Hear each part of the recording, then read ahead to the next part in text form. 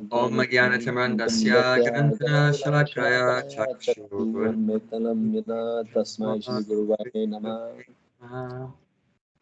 I was born in the darkest ignorance, and my spiritual master opened my eyes with the torch of knowledge. I offer my respectful obeisance unto him. Srila Prabhupada Ki Jai. Right.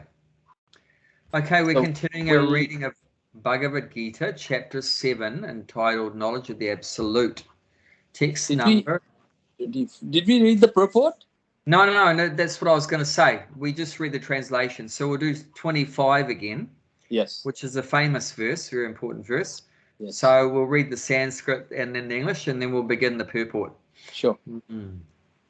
Naham prakasha sarvasya. Naham prakasha sarvasya. Yogamaya samavrita. Yogamaya samavrita. Mudhoyam nabhijanati. Mudhoyam nabhijanati. Lokomam majam avyayam. Lokomam jam vayam. Very good. Okay. Okay, English. I am never manifest to the foolish and unintelligent. For them, I am covered by my internal potency, and therefore they do not know that I am unborn and infallible. You know that when in Duryodhan, like in that when he went to the peace option, so on that time only the people can see to Lord Krishna as Supreme Personality of Godhead was very few. Yes. Like Bhisham Pitama and Vidur was his disciple. But Duryodhana and all, they didn't see that. They just, because they're foolish. Yes, And then that's they right. can't see. Yeah. That's the thing. A good That's what example. they say. Yeah. Yeah. And Deepa, then even though they were trying to be put it in the prison. Yes. To try up, and then Krishna will show that, manifest his position. He said, really, you want me to tie up? Then it's the whole thing's there. As one of the Indian poet, and then he explained that, he said, if you really want me to tie up, you have to tie the whole sky, whole universe, hold that. If you really want me to tie up, how big your rope is. Yeah. And then he was shocked and looked like everybody in that way, the kingdom were there. Everybody was so shocked. He said, are they shocked? Are they dead? Or they scared? Or what are they? They just become a statue. Could not know what's this. Yes. Only few of them understand that's the Supreme Personality of Godhead. Yeah. Very true. Good point. Nice example. Thank you. I'm late for the class. No, we just we were talking for a little bit about Gulshan's up and coming trip to India. So we only just started a minute ago. Oh, okay. I thought with the time change and everything. No. We only started 9 minutes ago, and then we only started the verse a few minutes ago. So that's no problem. Okay. So yeah, we're reading Deepa from chapter 7, text 25. Yep, 725. Yep, got it. Yeah, so of course many people say they want to see God, and if I see God, then I'll believe in God. I'm not going to believe in you, Hare Krishnas, unless you can show me God. So people say that, if Christians talk to you or, anyone, Hindus or whatever, the atheistic people always say, show me God, then I'll believe. I only believe in what I can see. But the thing is that you have to be qualified, you have to be qualified. So, and qualified means you have to have love. If you have love for God, then you can see God. So to see God means he has to reveal himself to us. There's nothing you can do to see God. Only if he reveals himself, then you can see him. But just by your efforts, you can't do anything, Even Prabhupada gives an example. Even you want to see a big person in the material world, right? Like even if you want to see the Prime Minister of Australia, can you say, "Oh, I want to see the Prime Minister"? Yeah, but you have to be given that opportunity. You know, you can ask, but probably you're not going to be able to unless you've got some inside connections. Of course, if you're a family member of the Prime Minister, if you're a friend of the Prime Minister, like that's some close associate of the Prime Minister, then you can see. But if you're a nobody, you know, in terms of the Prime Minister, if you, like that, don't have a connection. What's your level? That's a one guy. He challenged that to Mike Tyson, no, Muhammad Ali. Yeah. For boxing. Yeah. But Muhammad Ali never went there to fight with him. And then he says, see, because the Muhammad Ali say, you have to come to my level first. You have to show you're a street fighter. I'm not going to go and fight with you. No way. You have to show me how many gold medals you took it.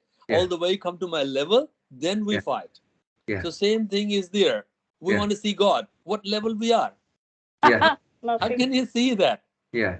There's the one teacher in my class. He was always saying that if I don't prove anything, I cannot believe. If I don't prove something, I don't believe it. Okay? And his son was also studying in my class as well. And I said, can you prove that he's your son? Oh, you're in trouble. That was like 30 years ago. And then he kicked me out of the class, took me to the principal room. And you asked for that. And then he called my dad as well. And then got a very big punishment. I said, something you don't need to prove it. Yes. So Krishna is the Supreme Personality of Godhead. Don't. That's it. There's no way you can prove it. Yeah. Anyway, you're giving lots of nice examples today, Gulshan. That's great. So another thing Prabhupada said is that he quoted his guru, Bhaktisiddhanta Saraswati, who said that don't act in such a way to see God,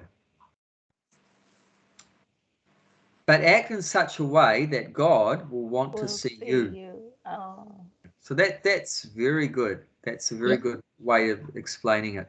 Don't try to see God. Don't act in such a way to see God, but try to act in such a way that God will want to see you.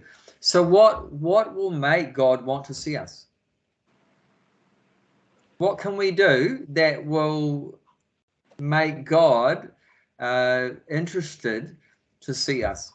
Well, then it's according to my Guru Maharaj that, you got to be really, really humble, and then to everyone respect and don't respect in return. And the more important that when you just put the hands up, means if you see me, see me. If you don't, because I'm just a servant, I'm just a no one. If you put the glance on me, it's okay. But if it's not, it's okay. Then he will, and he can say yes. Now he's ready. But so that's true. That it's said that that's all God really wants from us. He doesn't really need our service, does it? Does he need us to build He's got everything, Does he need our money? Does he need our food? Does he need us to offer a flower garland, whatever? Actually, it said all that he wants from us is to see that we've developed a humble service attitude. A humble service attitude. So if we have that humble service attitude, then he's pleased. Just like a parent's pleased if the child their children have a nice attitude, isn't it? If they have nice qualities, nice behavior, then the parent will be very happy. If they have terrible behavior, even they might get good marks, good results, or get a good job, whatever, but if their behavior is very bad, then they won't be so pleased. So good qualities, the children have good behavior. That's why the parents has got the favorite child, because the other child doesn't listen. One is just really, really listen and care, and the parents have got the special attention of that. And that is what they call but I don't have these things because I've got only one child. Yes. but actually, Goshan, on that, like the one who behaves well and who is doing well versus the other one, let's say, who is more, there is more attention from the parent on that one who is not behaving. But affection will be the one who listen. Attention and affection, there's two different things. The affection You got two is to still compare. I've got only the one. I've got same. nothing The to compare. same. I think you love them both the same. Oh It's yeah, but just still, and okay. Put it this way: whom would you like most? The person go against you, or person go along with you? Simple. Person go no, along with you, isn't it? It's not no rocket necessary. science. No. Yeah, I want them both. but deep down, if you look at it, if you know, like one is really caring when you go home, making a coffee for you or get the water and asking that how was your day, and other one is just chucking a football there and then hi mom and go in the room. Whom would you accept? It's like you have to accept the truth. It's the truth is you gotta go with that, 100%. You will Nah. care about the second one because still my child, but in your heart blinking for the first one. It's very mellow and very humble way he asking for a cup of tea. You will melt, guarantee. Well, I don't know. You don't know? No, I can't Okay, say you're that not I okay. agree with that. You're not No. agree. Okay, that's right. That's okay. That's okay. It's aside this one. No, but Now no. because you have got only two. If you have 8, then different story. Oh God. But Deepa, wouldn't you say, like, if you had a child that reciprocates with your desire for a relationship more, wouldn't you spend more time in that relationship with that child that reciprocates, and the other child, is if it just completely ignores you and doesn't want to reciprocate, then you wouldn't force yourself on them, would you? You'd say, well, okay, they want a bit of space from me, so No. that space, you're not going to force yourself on someone that doesn't, like, hey mum, hey dad, I don't want to be with you. I don't Thank you very much. to, have your company at all. Just leave me alone. So you wouldn't force yourself on such a child, would you? Well, I don't know about forcing But the other child myself. says, hey, I just want to come and spend the holidays with you. I want to be with you. It's like a love will flow naturally. No, so but I mean, on that, what Abhi Prabhu just said about whether I would, I mean, I wouldn't say it's force, but I would go and ask. I would go and inquire and find out what's happened. Why are you saying like this? And just I would probe and try to find out what it is. And is there anything I can do to make you feel better, or why is it or not? Like I would inquire and I will try to find out. So I don't know if that's forcing, but I would be concerned, and I would. Oh, definitely, there's no doubt. Yeah. He's just concerned about all the souls in the material world, even their rebels. He's concerned, but he can't force himself on them, and he can't make them love him. No. But he's always ready. I mean, even our child was a rebel or whatever, we would say, if ever you change your mind, you want to come back to me, just let me know. I'll come straight away and come and get you. So that's always there. The parent's always ready to reciprocate. But the first thing is the child has to be wanting to reciprocate. I mean, there's no question that the parent is or isn't. No, they're always wanting to have a relationship with the child. The only question is, what does the child want? The parent's not going to force. But if ever the child changes their mind, saying, I left you and I tried to be happy without you and that I failed miserably and I've suffered, now I want to come back home. Of course, the parent's going to say the door's always open. I'll come and get you even like that. Just let me know. And, so it's the same with God. The same with God. But this only happen in the human, not in the animal, and the child in the animal? I think it doesn't happen with that. No. I don't think so. The relationships are, relationship is there, but there won't be any, how many, if the pig has got a 20 piglet, I don't think so. That mother pig will be care about which one is which. No, that's different. No, I mean, there is a family affection even in the other species. There is, in many of the other species, there's family affection. And I remember one time, a mother pig came through one of our paddocks with all its babies, maybe about 8 or 10 babies. Wow. And our 2 cows were in the paddock. And I was wondering what this incredible noise was. And I thought it was a motorbike farting and taking off or something up the hill or something.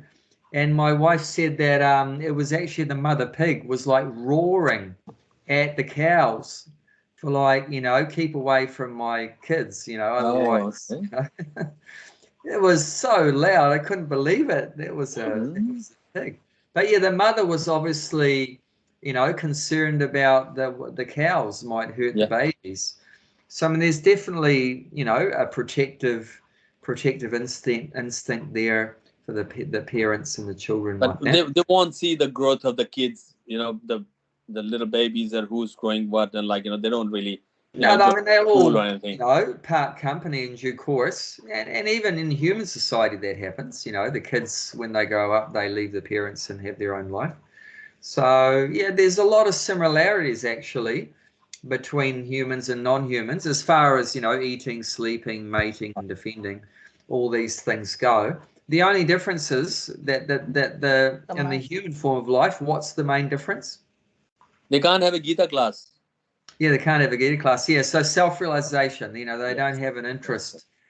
You're never going to have a pig that's wants to chant Hare Krishna and go back to Godhead and surrender to Krishna and everything like that. Unless they were devoting their last life that fell down and, you know, Krishna's given them some special memory. Like Bharat Maharaj, he was a deer, right? Yes. So that was an exception. But generally, non-humans are not going to have any interest in who am I and why am I here and why am I suffering? You know, why am I stuck in this pig's body and like that? Is there a solution? All that. So only humans can do that. But as we know, 99.9% not all humans, only 1%. Yeah, it's like how many in the Gita class, you know, 3 out of how many people in Australia, you know, so many. So it's very rare, even amongst humans. So that's why the scripture says that if a human being doesn't have any inquisitiveness and spiritual life, he's an animal. Equal to. Dvipad pashu. Dvipad pashu. Two-legged animal. Two-legged animal. It's pretty heavy. But yeah, it's unfortunate. But however, the potential is there for everyone. If you've got a human body, you have the potential. Whether you use it is another thing. You know. But I've noticed, Abhay Prabhu, that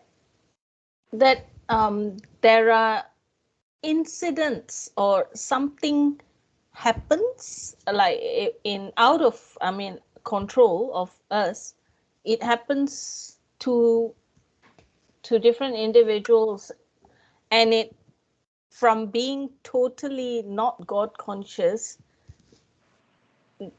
they, you know, after that it makes that, I guess, you know, they start thinking, and they are somehow drawn or led to. I speak of myself. I even speak of my husband now, Ben, and there are others, who don't come to mind right now, but yeah. And I think this is... Is your husband, after the sickness, is he getting a more God conscious? He's totally now. Yeah. Same as me as well. Yeah, like I guess if the God wants to bring us close to them, he gives something like, you know, give me a cancer, and then it was an eye opening, and then I just turn my. And it's not a conscious anything that you consciously thought of that pulled you to it. You kind of were drawn to it, if I'm not wrong. Is that not right? Yeah, it is. Yeah, because well, the material world is set up to direct us towards God, and the way that setup works is through distress, you know, through suffering. That we what are we doing here? We've come here for what reason? To try to enjoy, separate from God, you know, sense gratification, enjoy our bodies. And what's the result of that?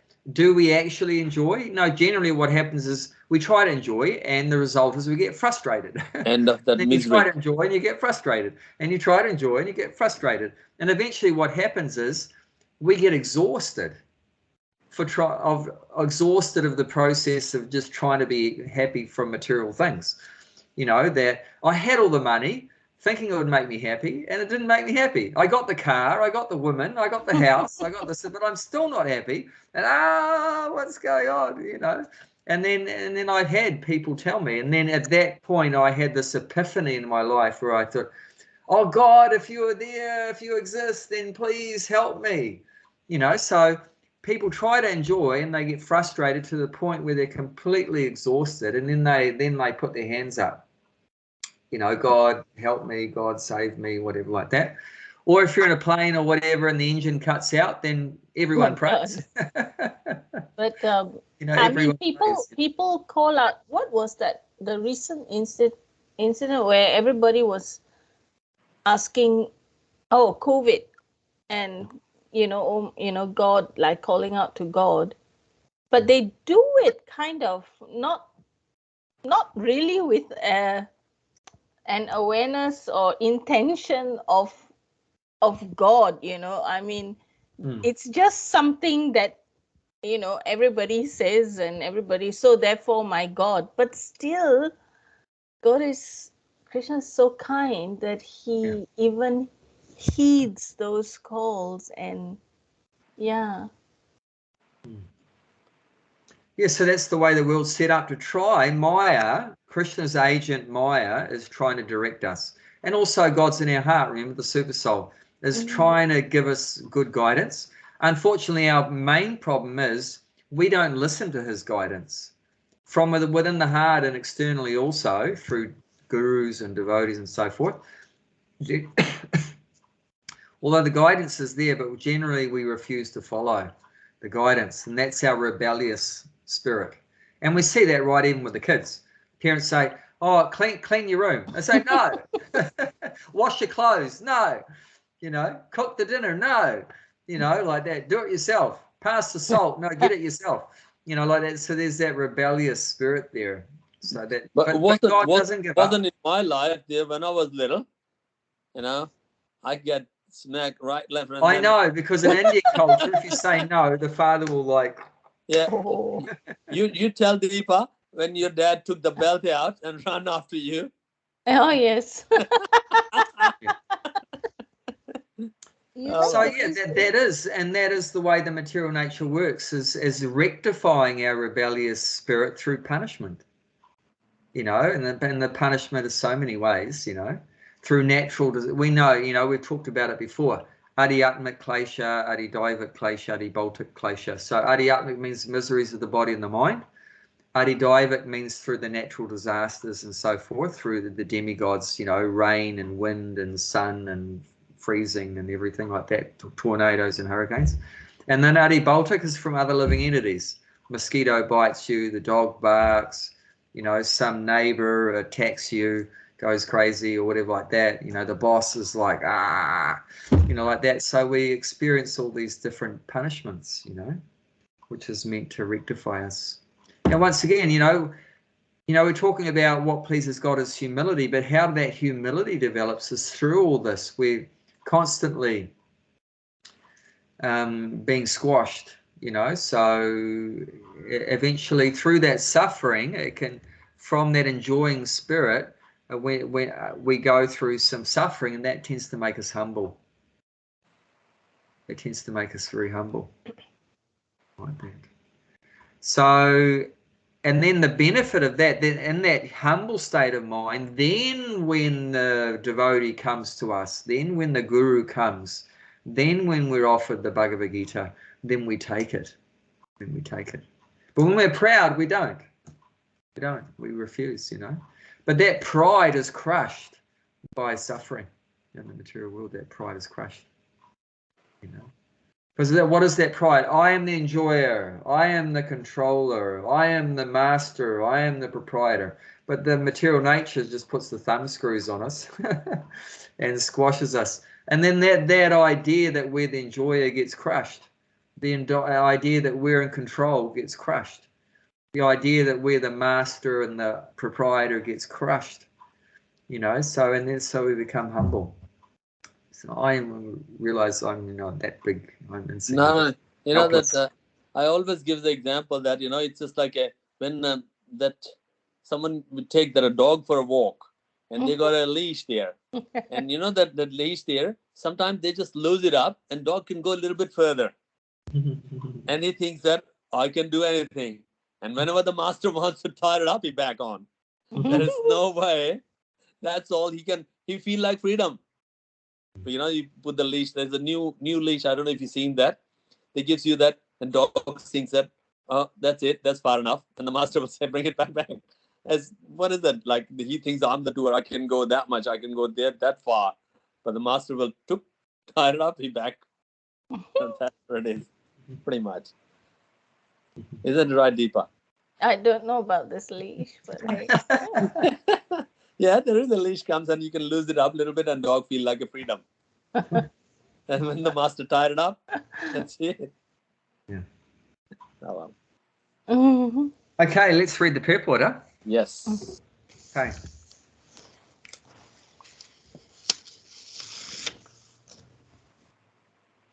Who wants to read the first paragraph? Have you got I it there, can do Deepa? that. 25, right? No, text Yeah. 25. Yeah. It may be argued that since Krishna was visible to everyone when he was present on this earth, then how can it be said that he is not manifest to everyone? But actually, he was not manifest to everyone. When Krishna was present, there were only a few people who could understand him to be the Supreme Personality of Godhead. In the assembly of Kurus, when Shishupala spoke against Krishna's being elected president of the assembly, Bhishma supported him and proclaimed him to be the supreme god.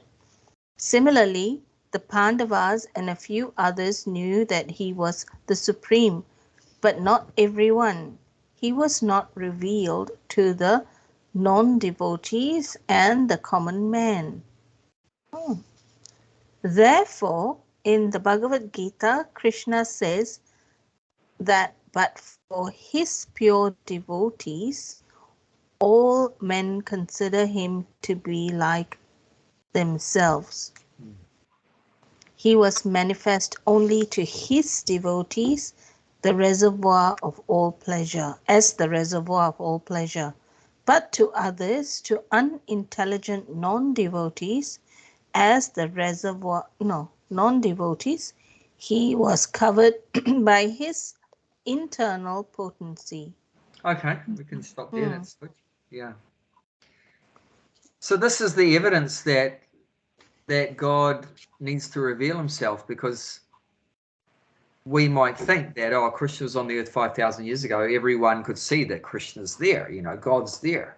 God has come down to the earth. But no, the Prabhupada's point is, which is correct, is that there was only a handful of people that when Krishna was on the earth, there's only a handful of people that actually realized that he's God.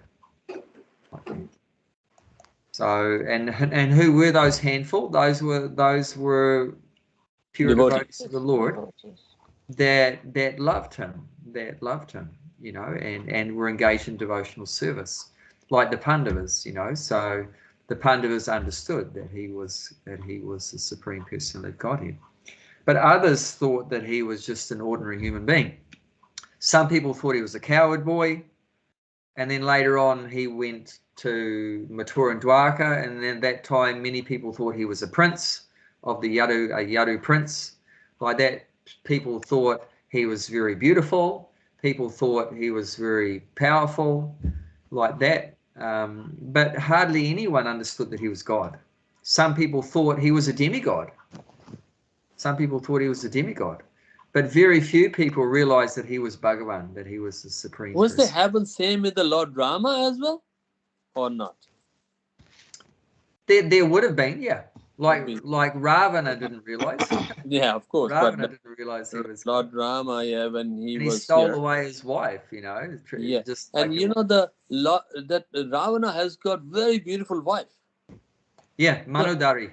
She's famous. Yeah, that's the famous chase wife. Yeah, very, very beautiful there, Mandvi. But the thing is, whatever the Ravana got that, was not enough.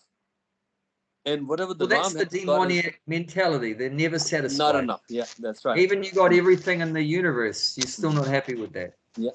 If you had all the, one time a reporter asked the richest man in the world at that time, which was John Paul Getty, asked him, "What do you think about when you're all alone?" And he said, "I think about how to make more money."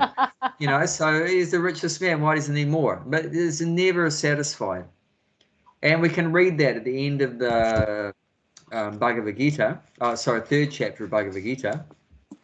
It says it's 337 or 339. It's around that area. Let's have a look at that.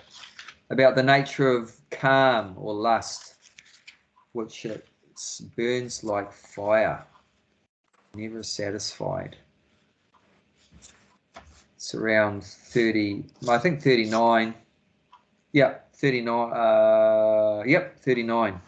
Chapter 3, text 39. Thus, the voice living entity, pure consciousness, become covered by his eternal enemy is the form of lust, which is never satisfied and which is burns like fire. Yeah, so that's the nature of lust or material desires, is that it covers over our knowledge. And once our knowledge, what knowledge? The knowledge that I'm a spirit soul, the knowledge that Krishna is God, and the knowledge that I have an eternal relationship with God, I'm a servant. So that knowledge that we're Krishna's eternal servant gets covered over, and then we think we're the body, and then we think the purpose is to enjoy the body, like what we've been saying. But that's never satisfied. That's the effect that lust has us too. Doesn't matter how much money we have and material facilities and everything, power and fame and everything we have, never satisfied. It's like a burning fire in our heart of dissatisfaction. So painful. Never feeling any shanti, no shanti, no peace. Even if you got a brand new car, and then if the company introduced 6 months time another car, you feel like your car is old. Like a phone as well, it's a new iPhone comes out. Even if you have latest model, 6 months time the Apple introduced new one, you feel like you got your old one. So that's the thing. It's just like a never satisfaction. Yeah. So that's what the Ravana has got that. But Ram has got satisfaction what he's got. But Ravana does not have satisfaction what he's got. That's the difference. That's life. Yeah, so only a few people could understand Krishna even when he was present. So he has to reveal himself. He has to reveal himself. And that will only be, he'll reveal himself to who has that qualification of being a pure devotee, who has love for him. And, then Kansa doesn't have a qualification of devotee, but how can he see in that? Well, he also wasn't.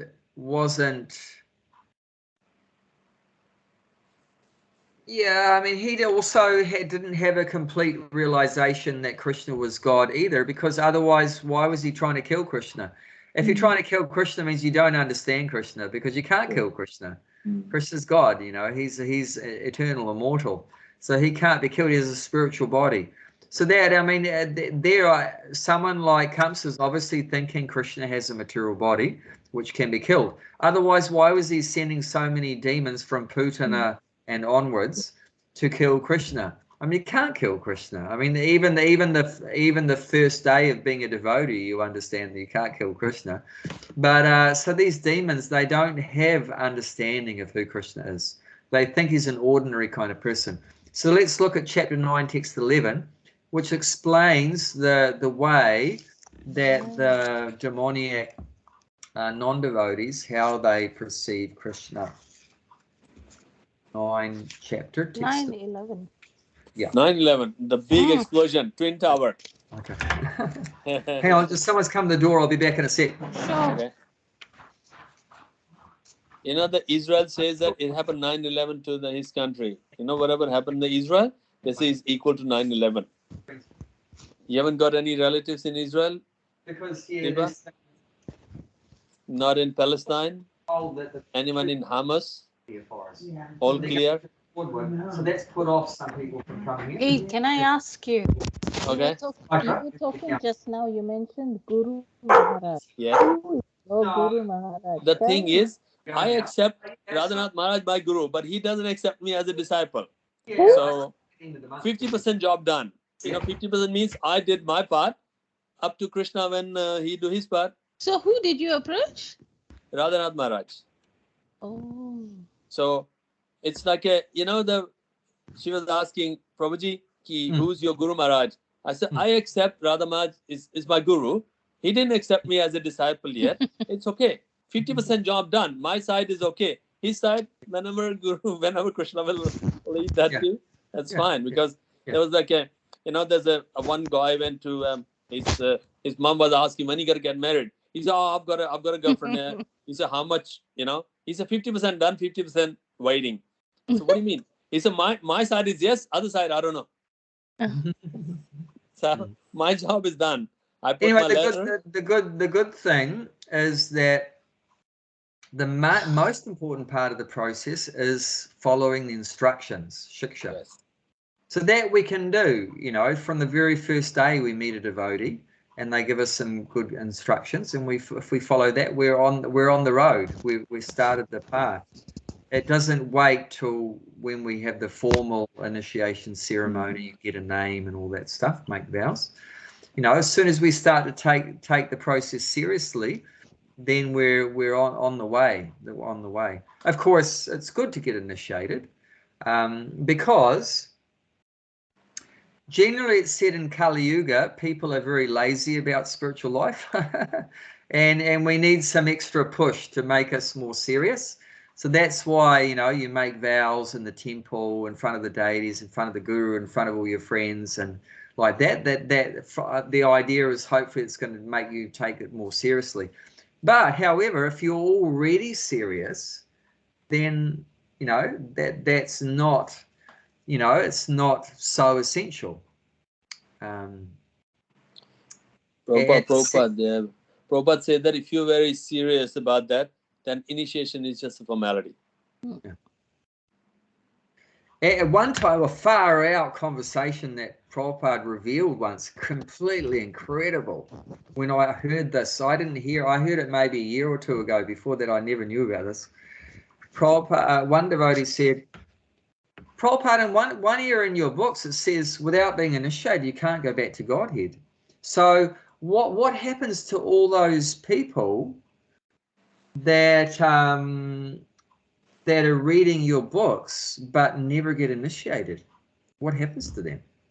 Prabhupada said, anyone who is reading my books is initiated. Oh. Wow, that's there amazing. You go. Deepa, you also initiated. That's amazing. Because what is initiation? What does the word initiation mean? What does it mean? Like I'm initiating. You are connected with the business. Introduced. The word itself. Forget about the context we're talking about. To initiate is to start or to start. Yeah. So if someone initiation to start. So if someone's picked up one of Prabhupada's books and they start reading it, they've already started. It doesn't wait till you have the ceremony and they call, from now on, Gulshan, your name is Ganesh Das. Ooh. So no, it doesn't start from when you get the name or whatever. I just said that because often they'd use the same first letter as your name.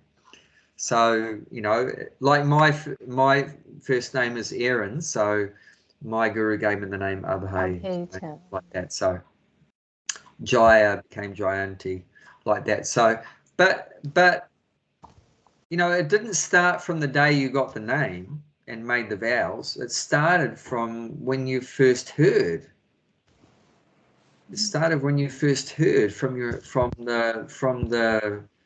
the devotee who's acting as your spiritual master. And in a case of Prabhupada's books, he's the ultimate spiritual master in the book, and is giving you the guidance.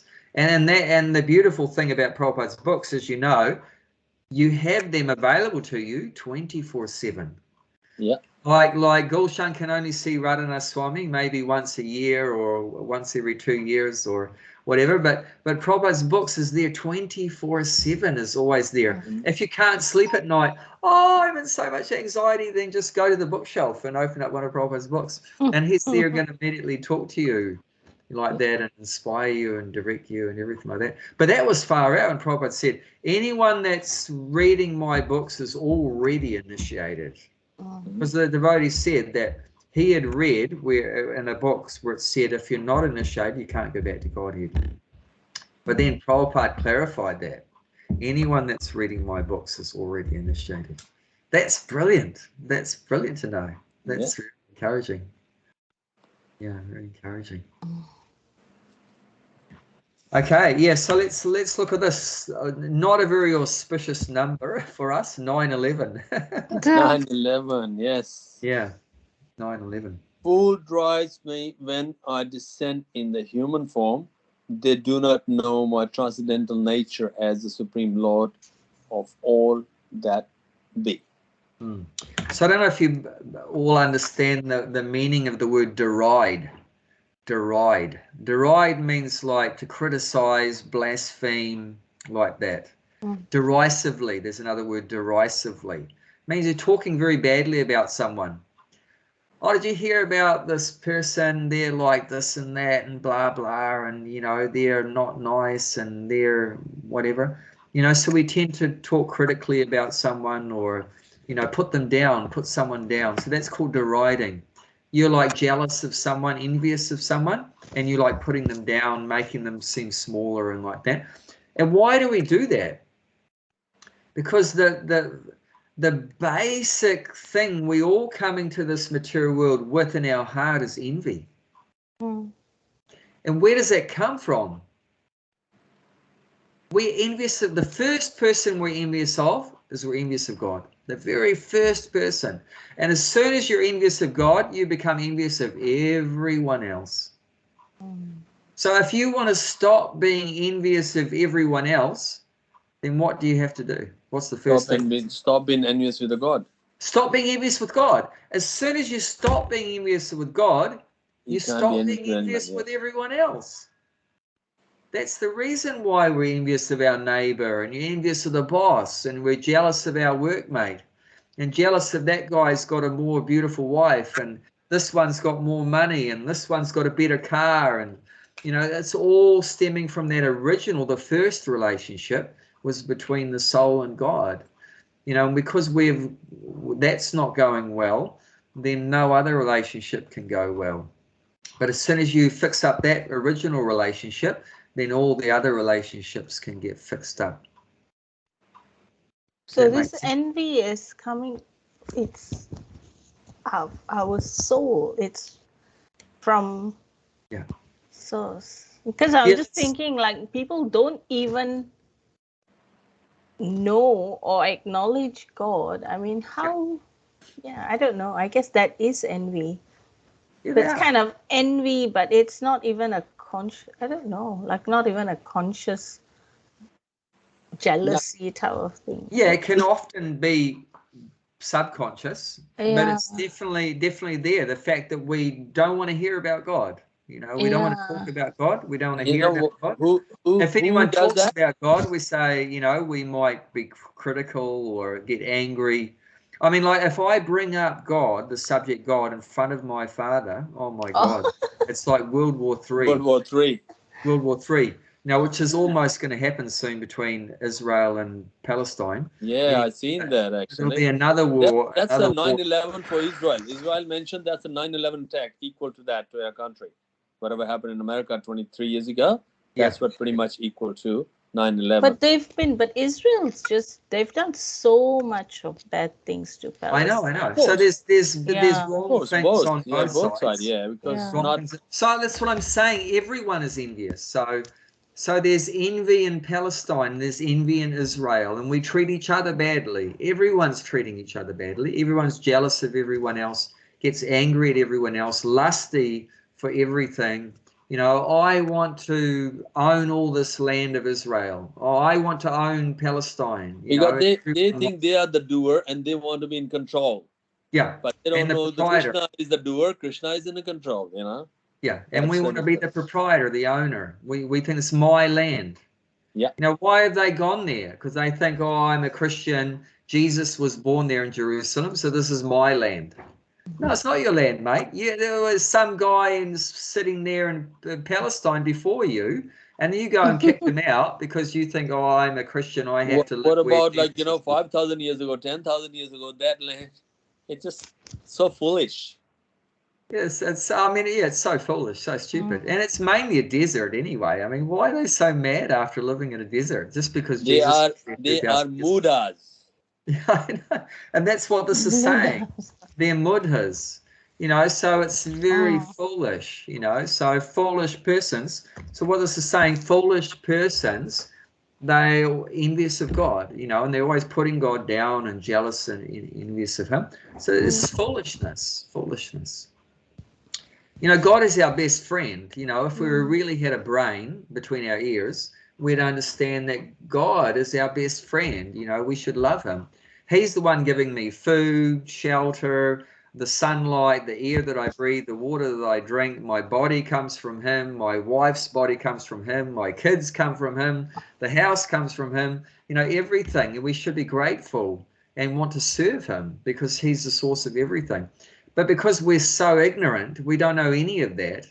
We think, oh, who is God? You know, I don't need God. I don't care about God. I am God. You know, worship me. Don't worship God. Worship Krishna. Worship me. Like that. We're so crazy. We're just insane. You know, completely insane. So what they do, that they're always critical towards God, these ignorant people. And if God does come to the world, like Krishna did 5,000 years ago, they immediately think Manusam. Manusam means a human being. He's just a human being. When Ram comes, oh, he's a human being. When Krishna comes, oh, he's a human being, you know. He may be a bit more stronger than me, but he's a human being. You know? He may be a bit more good looking than me, but he's a human being. You know, so they think he has a material body. They think he has a material body. But what Krishna's saying here, no, I don't have a material body. Parambhavam. I have a transcendental nature. I have a spiritual body. Param means superior. Bhava means nature. So I have a superior form, a superior nature, transcendental. And what is that? Mama Bhuta Maheshwaram. I'm the supreme controller of everything. I'm the supreme controller. As some material physical person is not the controller of everything. But Krishna's saying when he comes, who's coming is the supreme controller of everything. Ishvara means controller. Maheshwara. Mahesh means the greatest controller, the supreme controller. Supreme controller, supreme proprietor. Yeah. And Bhuta means everything. So he's the supreme controller of everything. Yeah. So he comes in a spiritual body and he's the supreme controller of everything. That's the real fact. But these foolish people, they don't know that. They don't know that he has a spiritual body, and they don't know that he's the supreme controller. They think he's just another conditioned soul like us, like that. So this is their ignorance. But that's the way that the people like Kamsa saw Krishna, like that. The way people see now also. So in the past, in the present, the future, these ignorant atheistic people, that's the way they perceive God, that he has a material body and he's just like us. Is that Krishna, if he wants to be, even atheist people turns towards the Krishna, he can do that? Ordinary person, just like normal person like me, or like another atheist, not religious, if he wants to be move it towards the Krishna, he can do that. Of course, free choice is there. But he creates the situation sometimes. So then the reason why we have all this problem is because we're foolish, right? Foolish, what does that mean? Fool means you're ignorant, right? So how do you counteract that foolishness? With knowledge. Okay, you need some knowledge. If you have knowledge, you're going to understand that Krishna's body is spiritual, not material. you're going to understand that Krishna is not controlled like us. He's the controller. He's the proprietor. He's the controller. So that's knowledge. You know, so where do you get that knowledge from? You know, I was ignorant when I was 20 years old. Now I have the knowledge. Where did I get that knowledge from? I got it from devotees. I got it from devotees, you know. But or I got it from the book. I got it from the book. But who wrote the book? A devotee wrote the book. But it's not only that, it's your endeavor as well. What's that? It's your endeavor as well. If you're not endeavor, then Krishna will not give you. Krishna says, I'm the intelligence. I'll give you intelligence to understand Gita, to see if you're endeavor.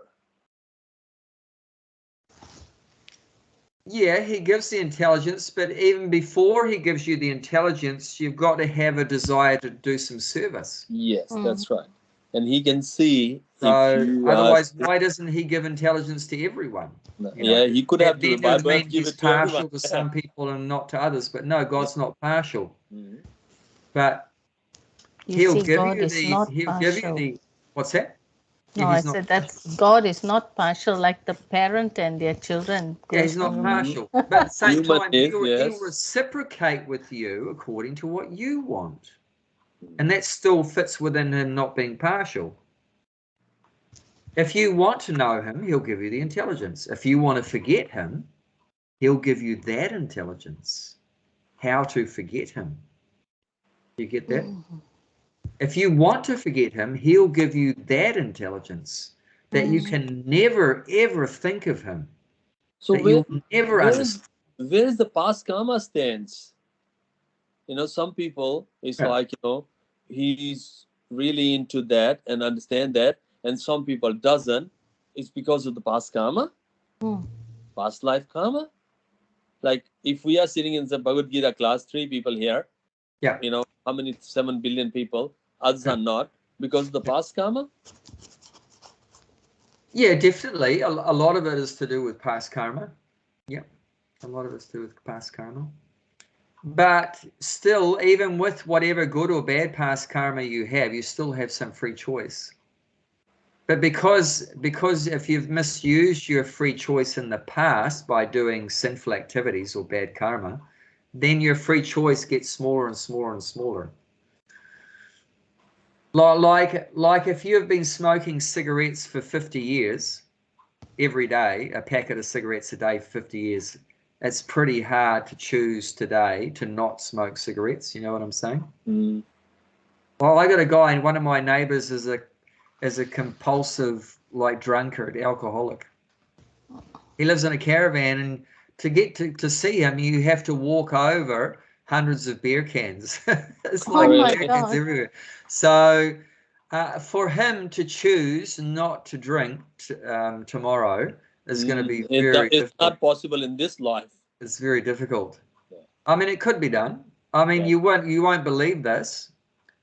His brother is a sannyasi, a Hare Krishna sannyasi. Really? I couldn't believe it when he told me that his brother's a Hare Krishna. And I knew him when he was a brahmachari, and he later on became a sannyasi in the Gaudiya Math line, not in the ISKCON line, but he went to the Gaudiya Math. But still, he's a good devotee, and he's a sannyasi. So, but yeah, one brother's a drunkard, one's a sannyasi.